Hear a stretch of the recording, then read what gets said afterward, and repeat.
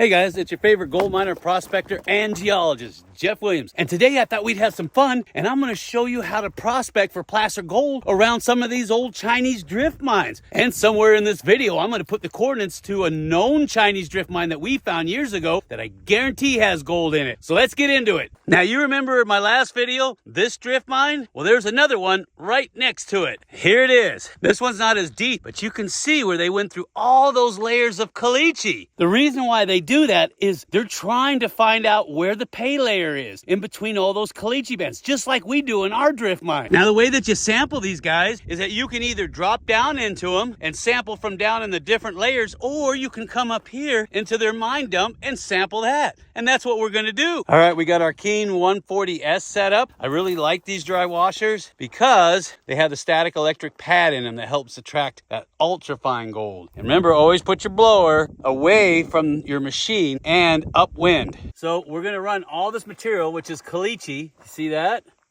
That's been broken up. And real quick on a side note, I've got some interesting looking basalt out here. I don't know if you can see it, but you see the green? Remember what I told you a long time ago, if you see green in your basalt, that's a good sign in a gold producing district. And there's a reason behind that, and I'll go into that later. But right now I want to run as much as I can through there, and then we'll get down into the washes. I'll pull material, we'll run it through there again, and we'll metal detect just to make sure we're not missing specimens. So let's get into it.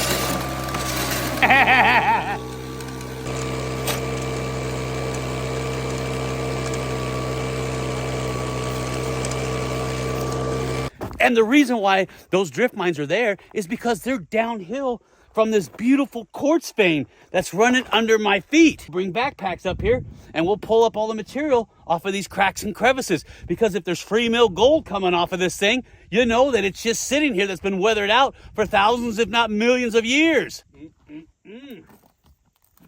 Tasty. Suck it up, brother. We're gonna try to get some gold out of this bunker.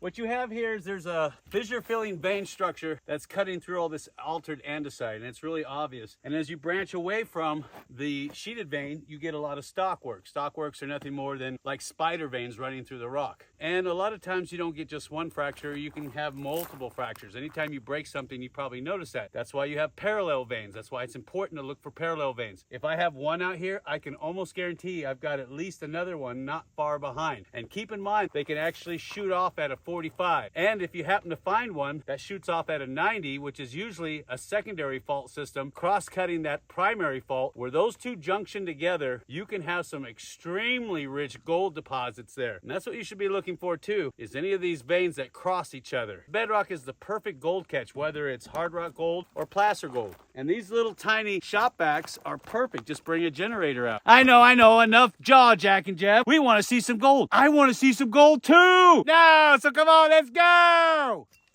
I thought that was a loose rock. It's part of the vein. Now, a real quick side note is if you've got large rocks sitting on bedrock in a gold producing district, if you can get underneath those big giant boulders, like I always say, good chance of having gold under there. And I did a model on that, thermodynamics. So I'll see if I can whip it up and put it up here or there somewhere. And we built a small model of a creek to demonstrate how those forces affects your black sands, your gold, your aggregates, your sands, gravels, things like that. And then that way you can click on it. It's a really good video. In conjunction with LiDAR, you can build your own based on areas that you go to, so you can have a leg up on where that gold might be hiding. I know, enough of this science class stuff. Get on to getting the gold, son. I know. So what I'm doing is that I'm digging out all the overburden here, because if there's any kind of gold in here whatsoever, it's going to drop as I dig. As I move the material like this, it's going to naturally drop. And so I'm trying to get most of this out of the way, because I don't want that. It's just going to clog everything up and it's not going to have the pay in. So Clear out as much material as you can to get down to the bedrock, and in this case it's the altered andesite, and then I'll backpack off that, and that's what you should be doing too. Now, because I'm running all this material through a dry washer, I don't have to get too picky about how much material I gather up. But if you're just sampling and sniping, of course, it's more critical. We're doing bulk samples, so I'm gonna grab what I can. Now, I'm gonna, like I said, I'm gonna scrape up everything here and put it on the top, run it through the dry washer, suck it up through the vac pack, run that through the dry washer. But if you're out sampling in the field, get rid of all that overburden. You don't need it because you're just wasting your time and you're wasting space that you have in your bucket. So I know the first question you're asking is, Jeff, do you know that there's actually gold out there before you do all that work? Actually, yes, I do. I did the research on my USGS reports and MRDS, and it told me that this quartz vein has a lot of free mill. In fact, it was averaged at 2 ounces per ton free mill. So what I want to do is I want to let Mother Nature do all the work for me, and then I'll let the miners do all the work for me. We'll sample here, we'll sample the drift mines, and of course we'll sample in the mine dumps of the primary mine that was working this. Run that all through a dry washer, and of course we'll keep tabs of where it came from so we can come back and localize it. And that's what you should be doing too.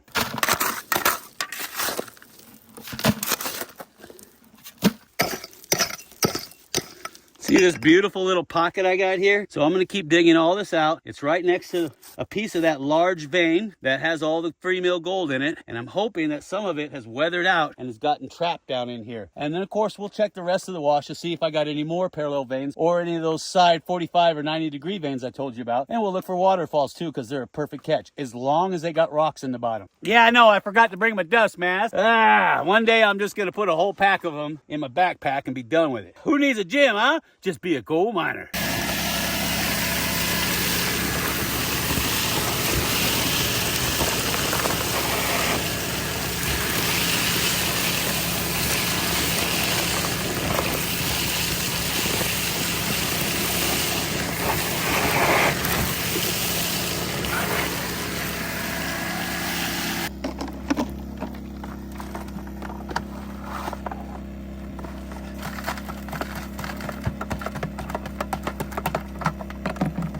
Just wash, rinse, and repeat. This is the easiest way to backpack. Now, I know a lot of you guys like the gas-powered backpacks, but trust me, if you're gonna be running multiple electrical items, just get a generator and get one of these. It's so much easier. All right, so I'm gonna keep working this, but we're gonna go down this and see if there's anything better. Ooh, do you see what I see? Oh my goodness, look at this bed. Oh, look at it. See these stringers and veinlets running here? And they're running 45 off the vein. You see it? Just like I told you. Oh, that's beautiful. Look at that munker.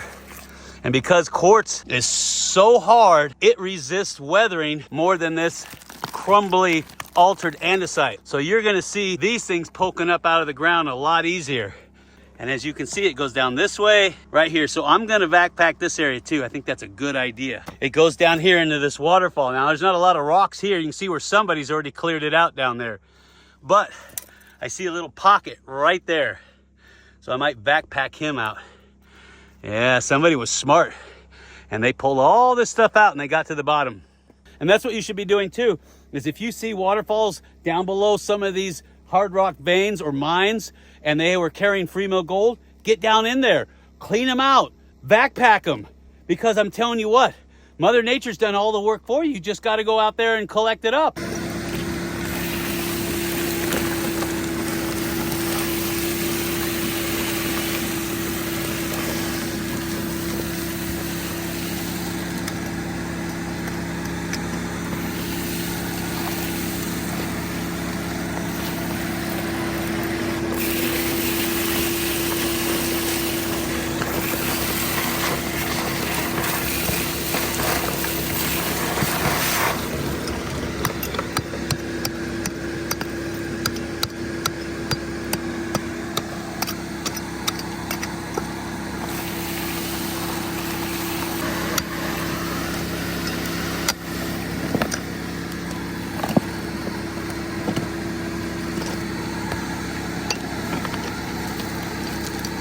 See all the clay in there? Clay holds on to gold. You want to get in there and suck it all up.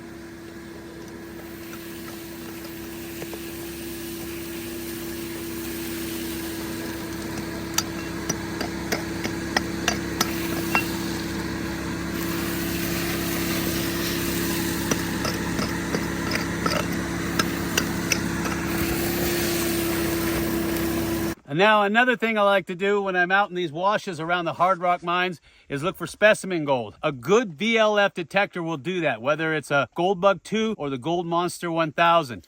The thing I like about the Gold Monster is that it's got a meter here, and it's not 100% foolproof, but it'll go over to gold when you're on gold and over to iron when you're on ferrous material. Now, look at this. See this 45-degree vein I was telling you about? Look at the meter. See that? It's going over to iron and then over to gold. Is that a guarantee? No, of course not. But I'm definitely going to dig up whatever it is. And see that? See how it's shooting over to gold? So, of course, you know me, I'm going to dig it up right now because I got to know exactly what it is. Is it a bullet or is it a piece of specimen gold? Yeah, are you with me? Well, if you are, you better smash that like button. Smash it hard or I'm not doing anything. All right. Look at that. Thanks, Desert John. I don't have to worry about my detector rolling down the hill. Now if you can make something to make that quiet when I'm digging. I got you, little sucker. It's probably down in there.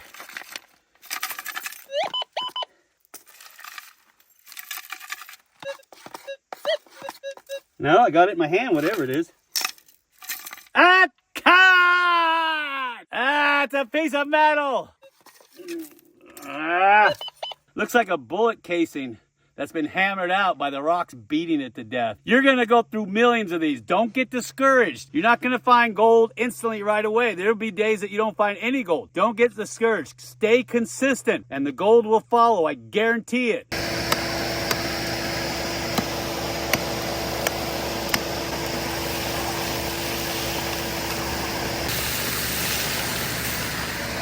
Then we'll go down and check out that waterfall. I know there's something in there. People don't clean them out if there's nothing in them. Today's video was sponsored by Donkey Burger, a meal and a treat.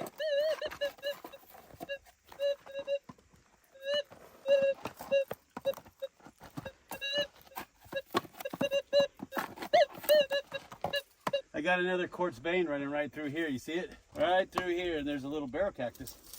Runs right up this way. But this is perfect for dry washing because it's soft. But I don't see anything down here, and it looks like somebody's cleared it all out, so they probably got what gold was in there, the majority of it.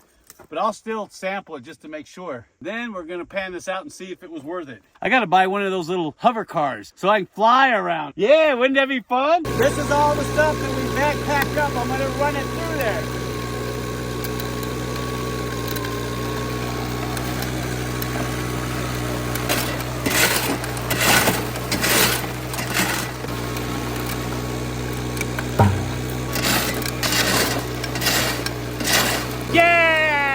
All right, remember what I told you about cleaning these things up? It's real simple, straightforward. Have a dedicated bucket, dump everything, which is called your cons or concentrates, into a dedicated bucket. Don't mix up your buckets. I've seen too many guys dump it into a bucket and then somebody come along, see the bucket, and take it and dump everything out of it. Trust me, you don't want to know what that feels like. Not ever. So you just keep them pants on. Cue the banjo! Now, I've had a lot of people ask me, where did I get this Coleman stand? Well, years ago, I just bought it online, but they don't make it anymore. So I'm going to see if I can find you a link and put it down below to where you can get something that's like that. Because these are fantastic for when you're out prospecting and you just want a pan with a little bit of water and get off the ground. All right, here we go. A little jet dry in the water. All right, let's see if all that effort was worth it. Ooh, oh, geez, look at all that. That's nothing but black sand. You see that? That's all solid black sand. Oh, geez.